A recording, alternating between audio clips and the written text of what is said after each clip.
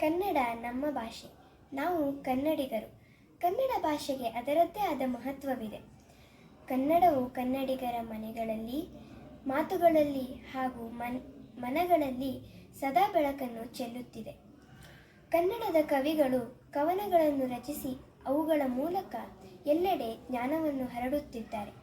ಉದಾಹರಣೆಗೆ ನಮ್ಮ ಅಚ್ಚುಮೆಚ್ಚಿನ ಕುವೆಂಪು ಅವರ ಸುಂದರವಾದ ರಾಮಾಯಣ ದರ್ಶನಂ ಎಂಬ ಮಹಾಕಾವ್ಯಕ್ಕೆ ಜ್ಞಾನಪೀಠ ಪ್ರಶಸ್ತಿ ದೊರೆತಿದೆ. ಅಷ್ಟೇ ಅಲ್ಲದೆ ಅವರು ಕರ್ನಾಟಕ ರತ್ನ, ಪದ್ಮಭೂಷಣ ಹಾಗೂ ಪದ್ಮವಿಭೂಷಣ ಪ್ರಶಸ್ತಿಗಳನ್ನು ಗಳಿಸಿ ನಮ್ಮ ಹೆಮ್ಮೆಯನ್ನು ಹೆಚ್ಚಿಸಿದ್ದಾರೆ.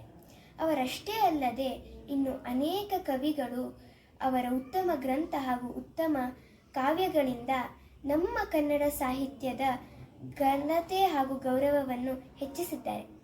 ಇವರಿಗೆಲ್ಲ ನಾವು ನಮ್ಮ ಗೌರವವನ್ನು ಸಲ್ಲಿಸಬೇಕು. ಅಷ್ಟೇ ಅಲ್ಲದೆ ಅವರನ್ನು ನಾವು ಎಂದಿಗೂ ನೆನಪಿನಲ್ಲಿಟ್ಟುಕೊಳ್ಳಬೇಕು. ಧನ್ಯವಾದ.